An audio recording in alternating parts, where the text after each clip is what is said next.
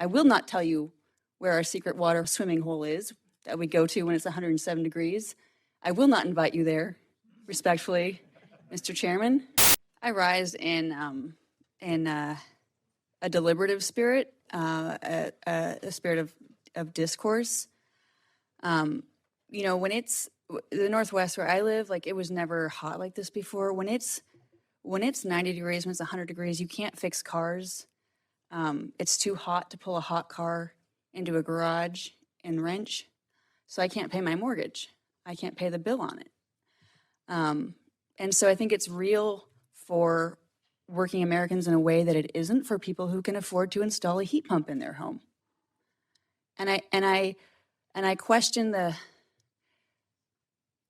framing at times that positions the cost to operate versus the life cycle analysis and the question of who has the capital to make these improvements. There was a study out of the OMB that was very clear about who is using these rebates for electric vehicles and heat pumps and the kinds of things you have to have $20K in the bank to get into.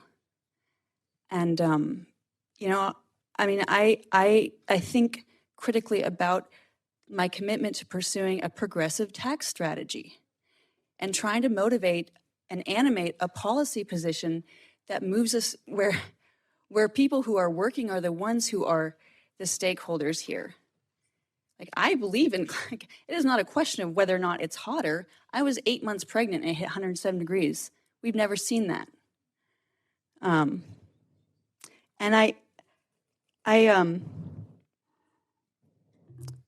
I also, you know, the refusal to implement a tariff policy that would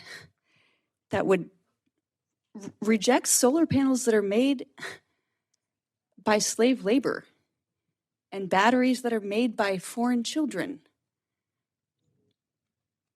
It's not just about cost. It is about what you're getting for your money and what you are building at home and in a proper place of limitations, knowing what is enough and not building bigger barns all the time. I'm not Malthusian.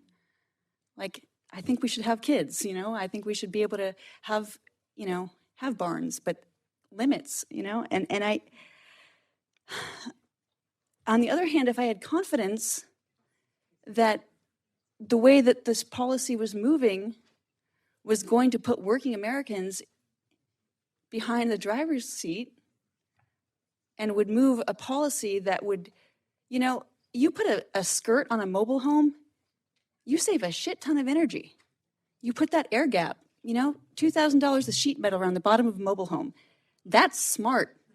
The things that my grandparents knew how to do to put an eave, you measure your eave, you know, at the eclipse, or at the equinox, so that shadow goes over your windows. You put, you know, you put the long side south where it's cold. You put this, you know, I mean, the things that were traditional knowledge of how you lived correctly and built correctly based on, like, heritage and not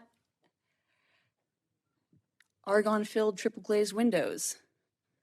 Not an idea that there's a panacea, but that it takes time. Like, money and urgency is not enough to get us where we want to go.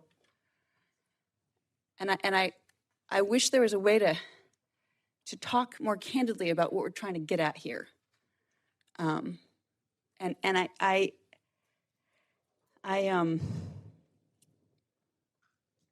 If I had more confidence in partnership and in ensuring that we have access, public ownership of our woods and our rivers, it wasn't going to get auctioned off to Nestle, you know?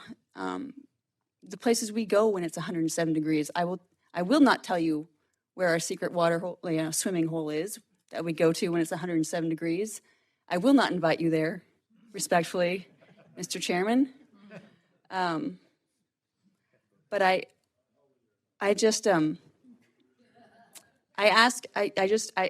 hope that we can incorporate more of this into building what we want and not just saying what we don't like.